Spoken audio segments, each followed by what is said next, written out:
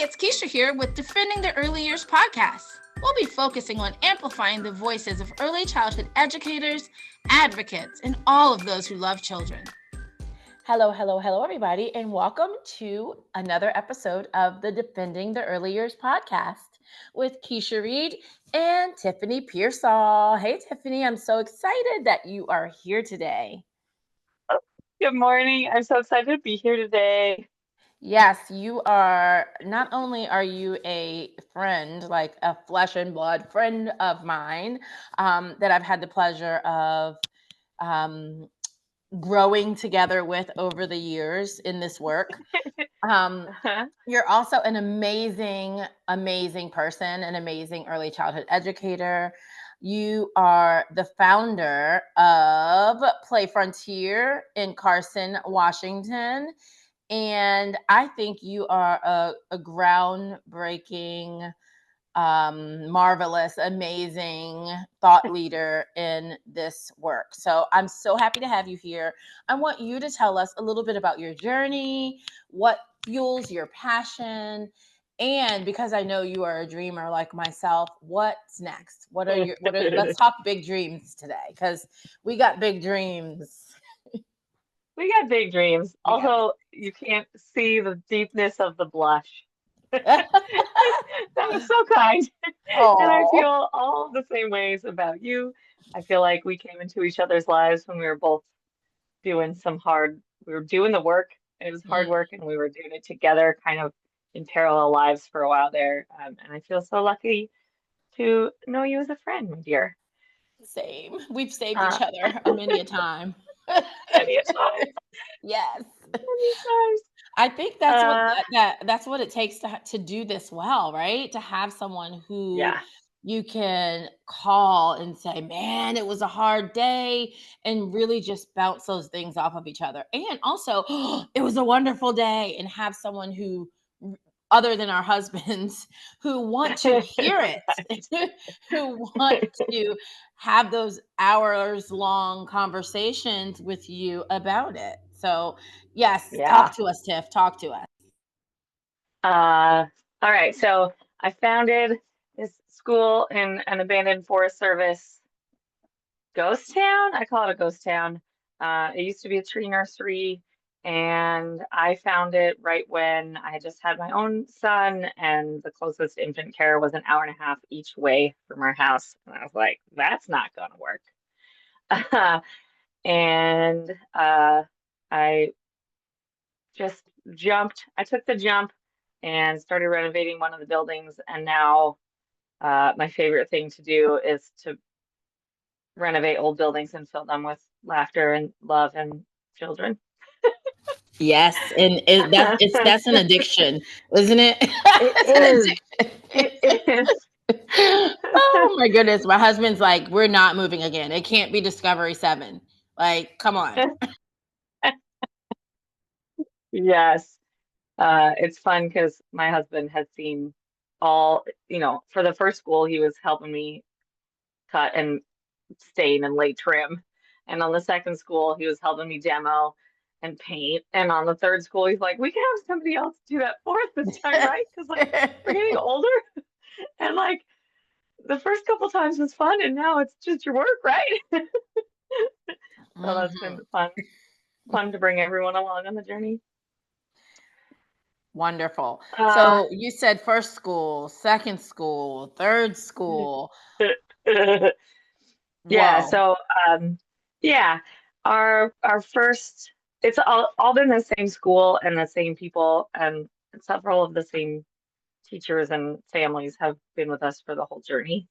Our first location was the break room of a giant tree storage building. We were in the 25,000 square foot break room that then we divided into 3 small classrooms. And then there was this other 30,000 square foot refrigerator warehouse that nothing was in, but that was kind of attached to the back of us. And that we outgrew pretty quickly, and were asked to relocate because we have this interesting partnership with our county. We're a rural location, and our county is our landlords, and that's gotten us into great things, and also there was a weird 6 months where we didn't have an address because we used to be a federal building and there had never been a certificate of occupancy, and just like the paperwork nightmare that goes along with that um, is also real life. So that first location was in that warehouse building. Our second location is across the street from that warehouse building. We moved into a fully decked out, designed for childcare building that I worked on with the teachers and the parents, and um, we designed the dream space. And now looking ahead, we're looking at our third building to renovate for an elementary school classroom, a community kitchen, a community art space, and some additional office space for adult education. And now you mentioned when you were talking about the first space, you said 25,000 square feet. Did you mean 2,500 square feet? 2,500 square feet, Yes, 2,500 square feet. yes, Yeah, it was because tiny. you were exactly. I was gonna say you were in a smaller space, and then you grew and grew, and it was like in increments. Let me just say, being a part of your life during that process, I have never met someone who has been so calm through so much red tape and turmoil in the process of running and opening this new location. I'm telling you, that is something to be so proud of, because it is hard. It is not easy to open a program. So to open and reopen through, I think it was like around COVID time or like right after that. Yeah. It Our is. first location hadn't even been open a year when COVID hit. Yeah. So we had just hit that momentum of like, we have enough kids to hire a full-time floater. And like, look at that. We have one substitute teacher who will come and sub for us.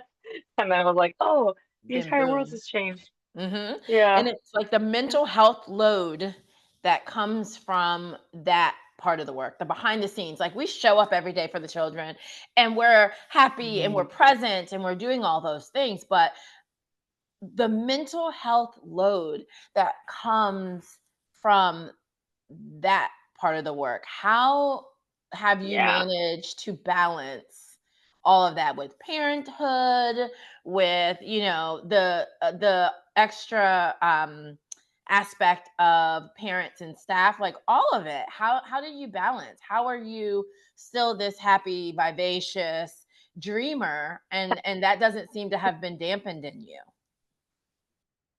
Oh, it was definitely really hard. There were multiple occasions where, because we're so rural and we're such a small school in general, it was, if I don't finish this, if I don't succeed, my children won't have a school and I won't have a job. As simple as that. Yeah. And so that, I think that, I don't want to say natural consequence, but like the real world sort of weight of what we were doing for all of our teachers and families put this extra, like, I have to keep going. Not that I was ever going to give up, but there were a few moments where it was like, y'all, if the money doesn't work out, if we have to build another roof because this is our third roof, then I'm gonna lose my mind and we just won't have enough money to finish it. There were a lot of those moments where it always came down to, if we don't succeed, our children won't have this space. And so that was really impactful. Okay. And you talked like, about honestly, there was a lot of like, I joke about like, I haven't cried in the bathtub with a glass of wine in a while. That's self-care, so that got right me through there. all of 2020. Yeah. Yeah. And honestly, having a really strong, supportive family and support network of friends that were in it as much as I was and understood and like wanted to see this project succeed for the same reason of like, I want my kids to be able to have a school. Yeah. That made a big difference. And then my husband has been through it all with me, and he's really good at, like, we joke that I'm a live to work kind of person and he's a work to live kind of person. And so he's always on the sidelines being like, you realize you're doing 3 jobs? Is there a way that we could like figure out how that you could only have two jobs. Yeah. And in that process, we were able to hire a separate director. So I'm not the director anymore. Mm-hmm. I do the nonprofit stuff and I run the preschool classroom and I do, um, as much of the teacher education piece. And we hired ourselves an awesome boss thanks to 3 years of grant making that finally got us in a financial position to have that position all the time. Mm-hmm. And And that's what I was yeah, going to talk about next, because you had mentioned money. And I'm sure there are a lot of listeners who are thinking, wow, how are you building dream schools from scratch? And you must be rich, and those type of things. So how did you get here? How did that come about? yeah. So the first program, well, from before we had a space or a dream or anything, I knew I wanted to be a nonprofit program, mainly from working in the public school sector. I worked in a public school for several years and understood how important that donations were, and also knowing that we needed to be able to grant fund to make this an equitable project. The financial piece has always been equally a passion of mine, along with the early childhood education, that I don't think a family's financial status should impact the quality of life of their children. And so making sure that our program was open to low income families and accessible, and that families weren't ever turned away um, from financial circumstances, was really important to me. High quality education is a right, not a gift. Mm-hmm. Say it Uh, again. so, so that was from the very beginning. I knew we needed to be a nonprofit center just to maximize and be able to take donations and grant seek. So the first building, I did almost all of the work by myself, as a handy person. Did you have My any previous dad, experience? I'm sorry. Did you have any previous yeah, previous experience with nonprofits? no, Okay, I because didn't. I think that's scary to some people, including myself.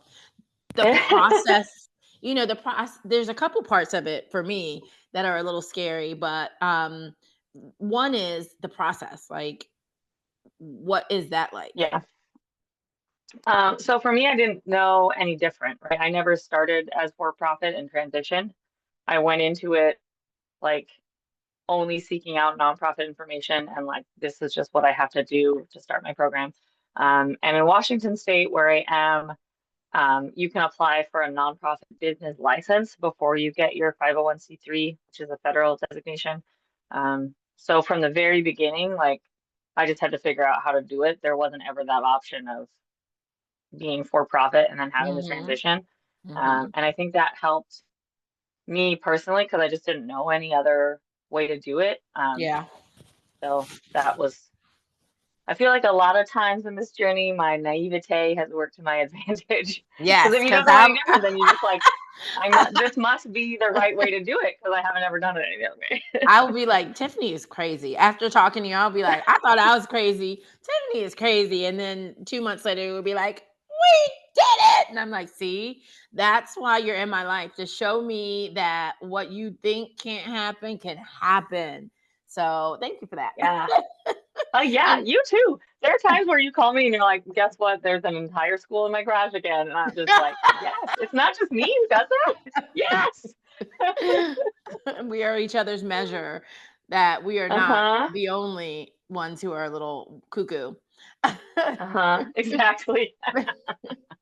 So I want you to Oh. tell us, because we have so much to talk about and we don't have so Yeah. much time. So I want you to tell us Yeah. about your program. I know you are so proud of the work that you're doing. So I want to give you an opportunity to share that work with the listeners.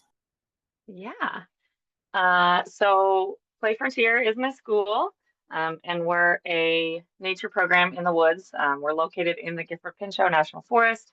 We have infants and toddlers and preschoolers on site. Um, we, I had this theory that our staff was amazing in our old building and that if we actually had a building designed for children and designed for teachers' needs, not just a place that we've been corralled into.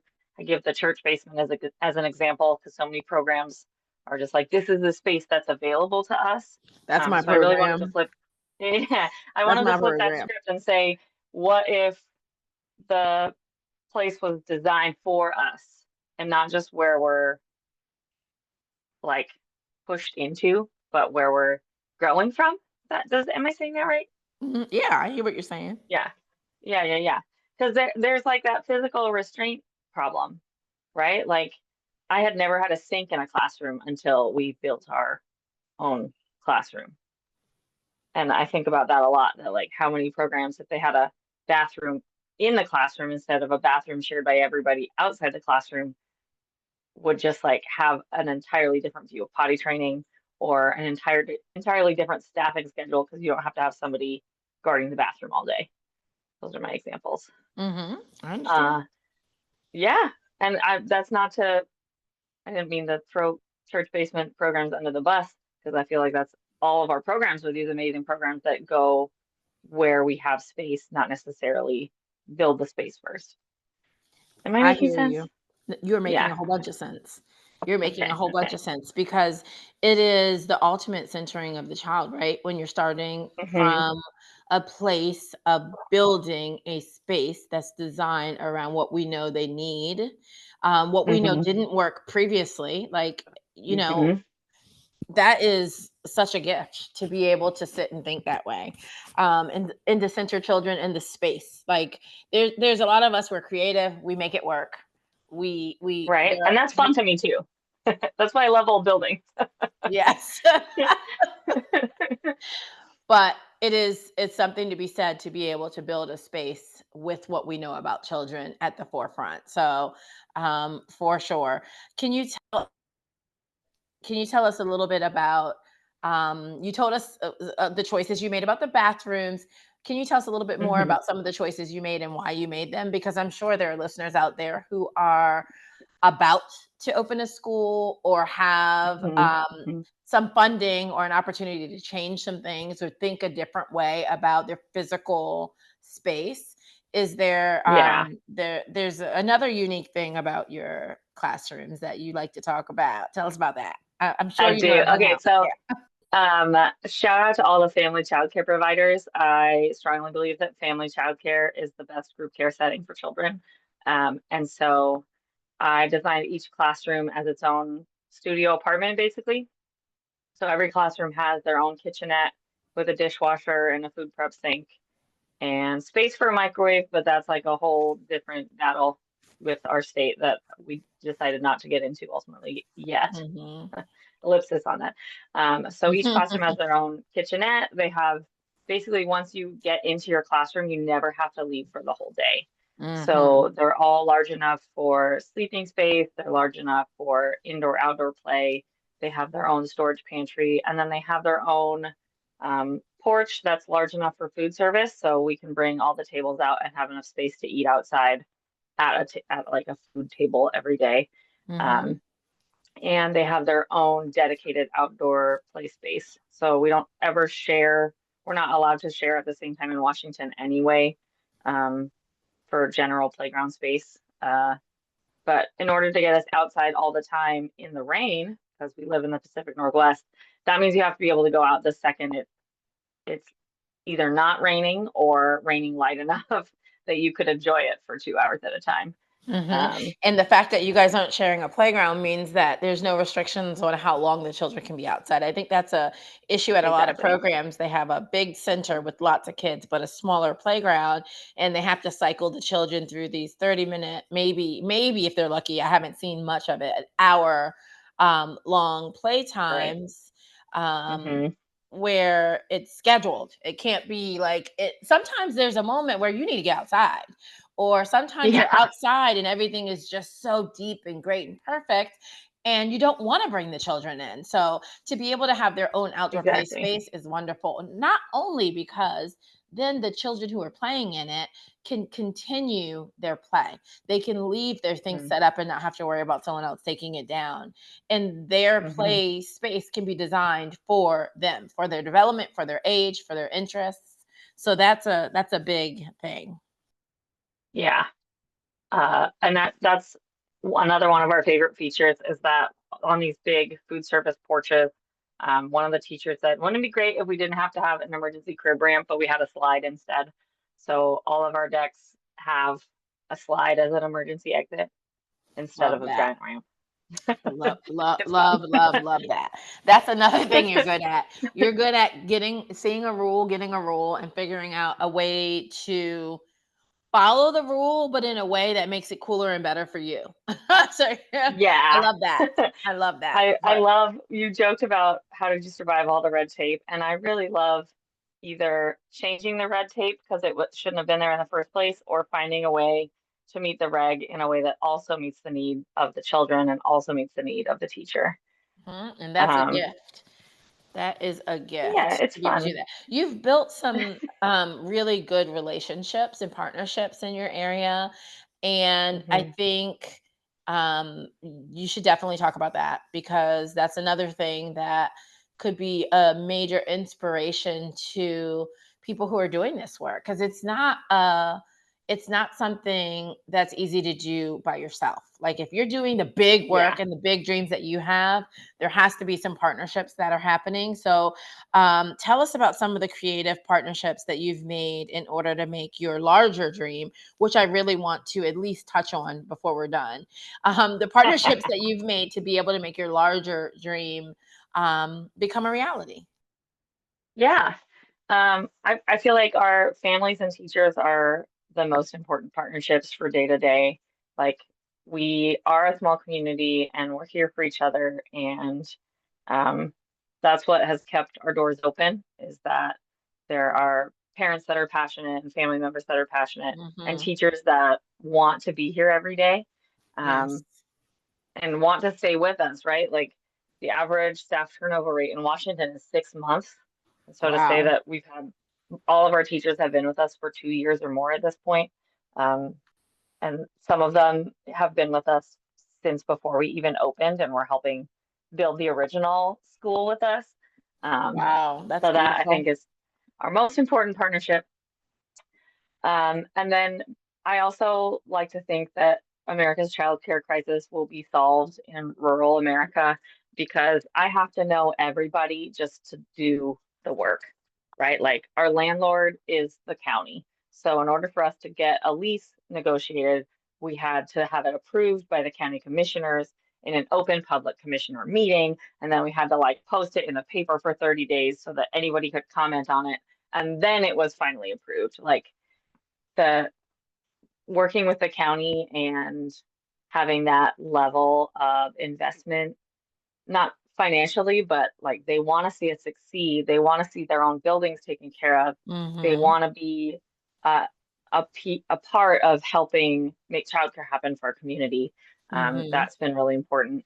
So that Well, vested interest, it's a shared interest yeah, for them as yeah. well. That's wonderful. Yeah.